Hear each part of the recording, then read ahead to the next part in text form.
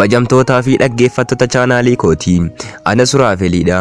Chaanaalii koo Oromoo jedhu kanaaf warreen haaraa taatan subscribe gochuun wantoota dhugaa amanuuf nama rakkisan guyyaa guyyaatti argachuu ni dandeessu. Addunyaa keenya kanarratti guyyaa guyyaatti wantootni baay'een nama rifachiisan garaa ni uumamu. Odeeffannoo har'a isiniif qabadhee dhufe immoo waan baay'ee nama rifachiisuu fi nama ajaa'ibsiisudha. Hamma qophii keenya dhumaatti nu waliin tura.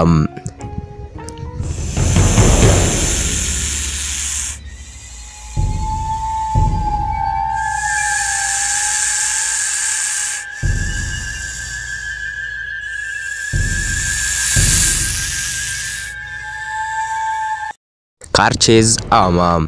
Namni isin argitan kuni dargaggeessa waggaa 32 yoo ta'u, ani mootii bofaati jedhee yeroo of waamu iddoo inni jiraatu kanattis uummattoota bakka sana jiraatan irraa adda ba'ee kan jiraatuu fi walitti dhufeenya namootaa wajjin akka hin qabne argameera.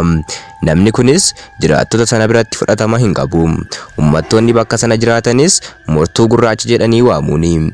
Maqaa kana kan moggaasaniifis Karchez waan inni walitti dhufeenya bofaa wajjin qabuu fi yeroo itti dhiyaatan rooba kan roobsisu akkasumas yeroo irraa fagaatan immoo rooba kan dhiisisu moraa ta'uu isaatii fi beekumsa namoota akka salphaatti mo'achuu akka qabu, kana malees sanyiiwwan bofaa 600 ol ta'an mana isaa keessatti akka horsiisu ta'uusaa namoota dubbachiiseera. Namni tokkollee akka mana isaatti hin siqannee fi jiraattonni achi waa'ee Karchez dubbachuus dhaga'us akka hin barbaanne himaniiru. Karcheziin kan adda godhu bofoota dhala namaa sodaachisuu fi hamaa ta'an mana isaa keessatti kan horsiisu ta'uu isaatiin. Bofoota naannoo isaatti argaman akka isaan miidhaa isa irratti hin geessisne isaan godha. Wanti amanuuf nama rakkisuu fi nama ajaa'ibsiisu immoo bofootni kun hundi isaanii Karchez osoo hin barbaadiniin ofumaa isa barbaaduun isaanii namoota baay'ee ajaa'ibsiisee jira.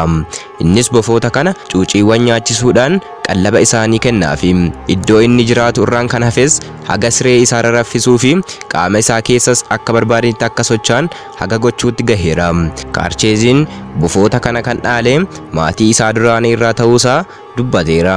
Kaakayyuuwwan yookaan maatiin duraanii Karchez kunis gaaddidduu bofa kanaa fayyadamuun wanta kara fuulduraatti ta'uu danda'u karaa ittiin beekan waan tureef Karchezis ijoollummaa isaatii jalqabee waan kana ilaalee kan guddatedha.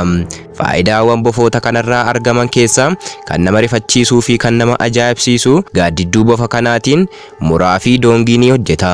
Kana malees bofa kana akka mallayyootti kaawwachuun mataa dhukkubbii, aduu fi foroforii akkasumas dhukkuboota garaa garaa akka namarraa dhorku Karchez dubbateera.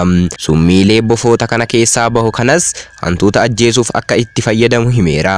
Bofa kana yeroo qaama isaa keessa deemsisu kanas qaamni isaa akka jabaatu akkasumas ho'inni akka uumamu naaf godha jechuun dubbateera. Mootii bofoota Karchez Ama. Qophiin har'a isiniif qabadhee dhufe kana fakkaata ture. Warri chaanaalii keenya kanaaf haaraa taatan subscribe gochuun maatii tahaa.